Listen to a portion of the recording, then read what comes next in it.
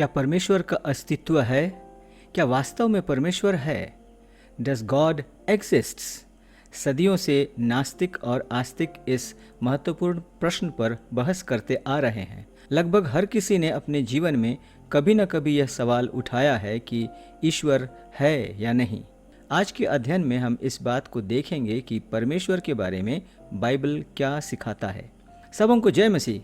Hindi Bible study series में आप सबों का स्वागत है। यदि यह अध्ययन आपको मसीह में उत्साहित किया है तो कृपया चैनल को सब्सक्राइब करें, साथ ही लाइक तथा शेयर भी करें। अय्यूब के पुस्तक के 11वें अध्याय के 7 पद ऐसा कहता है, क्या तू परमेश्वर का गूढ़ भेद पा सकता है? क्या तू सर्वशक्तिमान का मर्म पूरी रीति से जांच सकता है? इसका सरल उत्तर है नहीं।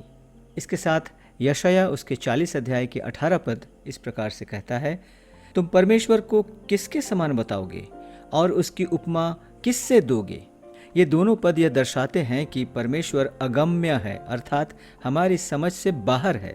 लेकिन इसका यह मतलब नहीं है कि परमेश्वर को जानना असंभव है। ऐसे कई वचन भी हैं जो यह दर्शाते हैं कि परमेश्वर को जाना जा सकता है। यिर्मयाह उसके 9 अध्याय के 23 और 24 पद में इस प्रकार से लिखा हुआ है, यहोवा यूं कहता है, बुद्धिमान अपनी बुद्धि पर घमंड न करे, न वीर अपनी वीरता पर, न धनी अपने धन पर घमंड करे, परंतु जो घमंड करे वह इस बात पर घमंड करे कि वह मुझे जानता और समझता है। परमेश्वर को जानना तथा समझना ही मनुष्य के लिए सबसे महत्वपूर्ण और आवश्यक बात है। यूहन्ना उसके 14 अध्याय के 7 पद में इस प्रकार से लिखा हुआ है, यदि तुमने मुझे जाना होता तो मेरे पिता को भी जानते और अब उसे जानते हो और उसे देखा भी है। यूहन्ना उसके 17 अध्याय के 3 पद इस प्रकार से कहता है, और अनंत जीवन यह है कि वे तुझ एकमात्र सच्चे परमेश्वर को और यीशु मसीह को जिसे तूने भेजा है जाने। परमेश्वर को जानने के संबंध में 2 विशेष पहलुएं इस प्रकार से हैं।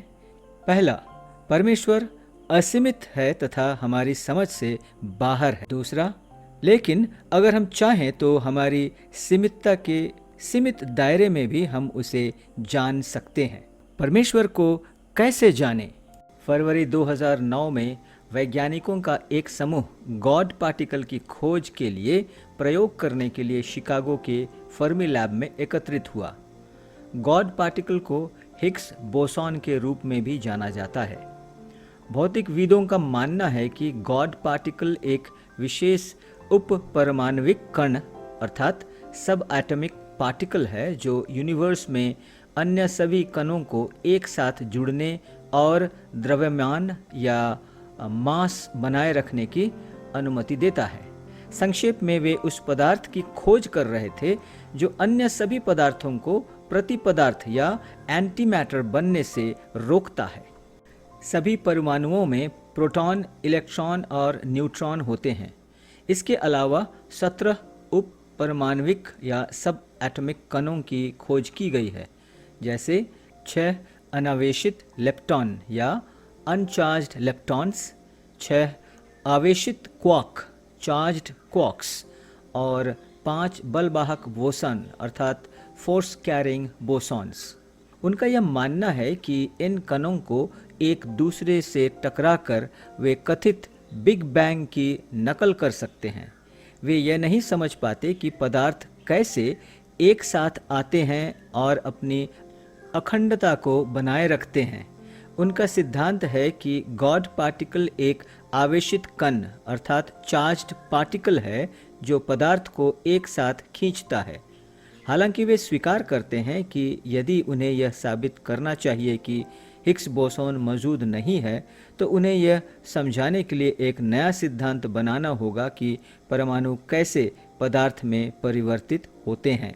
फर्मी लैब के प्रवक्ता एक भौतिक वैज्ञानिक की मां ने जब उनसे गॉड पार्टिकल की खोज की हो रही प्रगति की आकलन करने के लिए पूछा, क्या तुमने अपने खोज में ईश्वर को पाया?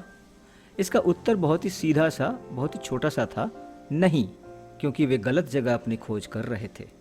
यशायाह की पुस्तक उसके 55 अध्याय के 6 पद ऐसा कहता है, जब तक यहोवा मिल सकता है तब तक उसकी खोज में रहो, जब तक वह निकट है तब तक उसे पुकारो। परमेश्वर चाहता है कि मनुष्य उसकी खोज करे। परमेश्वर की जानकारी सबसे अधिक हमें बाइबल में ही मिलता है। इसलिए परमेश्वर को जानने के लिए बाइबल ही हमारा प्रथम तथा मुख्य स्रोत है। उत्पत्ति उसके 1 अध्याय के 1 पद में हम पाते हैं, आदि में परमेश्वर ने आकाश और पृथ्वी की सृष्टि की। बाइबल का पहला वाक्य परमेश्वर के अस्तित्व के प्रमाण के साथ नहीं, बल्कि परमेश्वर के कार्यों की घोषणा के साथ शुरू होता है। पवित्र शास्त्र का मूलभूत दावा यह मानता है कि बाइबल का पाठक न केवल पहले से ही यह जानता है कि परमेश्वर का अस्तित्व है, बल्कि उसे इस बात की बुनियादी समझ भी है कि यह परमेश्वर कौन है। बाइबल में जानने के लिए यूनानी भाषा के 2 अलग अलग शब्दों का उपयोग हुआ है। पहला शब्द है ओइडा, जिसका अर्थ है अवलोकन या जानकारी इकट्ठा करके किसी चीज को या किसी व्यक्ति को जानना। दूसरा शब्द है गिनोस्को, जिसका अर्थ है संबंध के आधार पर या संबंध बनाने के द्वारा किसी चीज को या किसी व्यक्ति को जानना। परमेश्वर को जानने के लिए गिनोस्को शब्द का उपयोग हुआ है, अर्थात परमेश्वर को जानने के लिए परमेश्वर के साथ व्यक्तिगत संबंध होना अनिवार्य है। कोई व्यक्ति परमेश्वर के साथ अपना संबंध स्थापित करने के बाद ही परमेश्वर को जानने के लिए क्वालिफाई करता है। परमेश्वर को जानना हमारे लिए क्यों महत्वपूर्ण है? यिर्मयाह 29 अध्याय के 11 पद में इस प्रकार से लिखा हुआ है, यहोवा कहता है कि मैं उन योजनाओं को जानता हूँ जिन्हें मैंने तुम्हारे लिए बनाई है, ऐसी योजनाएं जो हानि की नहीं परंतु तुम्हारी कुशल की है, कि तुम्हें उज्जवल भविष्य और आशा दूं। हमारे जीवन की उद्देश्य की जानकारी हमें एक सुनिश्चित लक्ष्य प्रदान करता है और हम एक उद्देश्यपूर्ण जीवन जी सकते हैं। केवल परमेश्वर ही है जो हमारे जीवन के उद्देश्य को जानता है, क्योंकि उसी ने हमें सृजा है। इसलिए अपने जीवन के उद्देश्य को जानने के लिए परमेश्वर के साथ संबंध स्थापित करना और उसे जानना हमारे लिए आवश्यक ही नहीं बल्कि अनिवार्य है।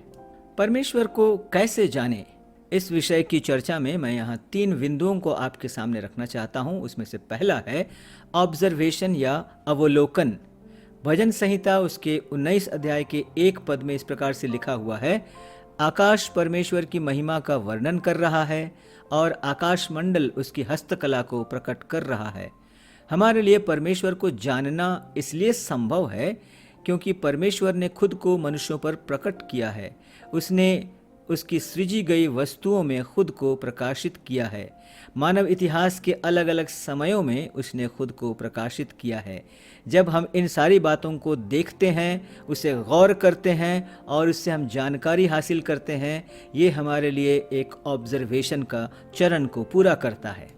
दूसरा बिंदु है रीजनिंग या तर्कसंगत विचार। रीजनिंग या तर्कसंगत विचार परमेश्वर के द्वारा दिए गए एक ऐसा साधन है जिसके द्वारा हमारी जानकारियों का विश्लेषण करके हम निष्कर्ष निकालते और हमारी समझ में हम बढ़ते जाते हैं। परमेश्वर चाहता है कि इसका उपयोग हम उसे जानने के लिए करें। मत्ती उसका 6 अध्याय का 26 पद इसी दिशा में एक उदाहरण हमारे सामने पेश करता है, जहाँ इस प्रकार से लिखा हुआ है, आकाश के पक्षियों को देखो, वे न बोते हैं, न काटते हैं और न खत्तों में बटोरते हैं, फिर भी तुम्हारा स्वर्गीय पिता उनको खिलाता है। क्या तुम उनसे अधिक मूल्य नहीं रखते? आकाश के पक्षियों को देखो। क्यों? क्या देखकर भूल जाने के लिए? बिल्कुल नहीं। यहाँ इस बात की अपेक्षा की गई है कि हम प्रकृति की इस सच्चाई को देखें और रीजनिंग या तर्कसंगत रूप से विचार करें और परमेश्वर के विषय में इस बात को जानें कि वो सबके लिए उपाय करता है। इसी प्रकार से बाइबल में और भी बहुत से पद हैं जो इस बात की आह्वान करता है कि हम तर्कसंगत विचार के द्वारा परमेश्वर को जानें। तीसरा जो बिंदु है वो है एप्लीकेशन बाय फेथ, व्यवहारिक उपयोग विश्वास करने के द्वारा। इब्रानियों के पुस्तक उसके 11 अध्याय के 6 पद यह कहता है, और विश्वास के बिना उसे प्रसन्न करना अनहोना है, क्योंकि परमेश्वर के पास आने वाले को विश्वास करना चाहिए कि वह है और अपने खोजने वालों को प्रतिफल देता है। विश्वास के बिना परमेश्वर को जानना असंभव है। परमेश्वर की सृष्टि का अवलोकन करके हासिल किए गए जानकारियों पर तर्कसंगत रूप से विचार करने के द्वारा हम परमेश्वर के बारे में जिन जानकारियों को हासिल करते हैं उस पर विश्वास करने की आवश्यकता है। परमेश्वर को जानने के लिए परमेश्वर के साथ संबंध स्थापित करना और उस पर विश्वास करना अनिवार्य है। क्या आपने परमेश्वर के साथ अपना संबंध स्थापित किया है?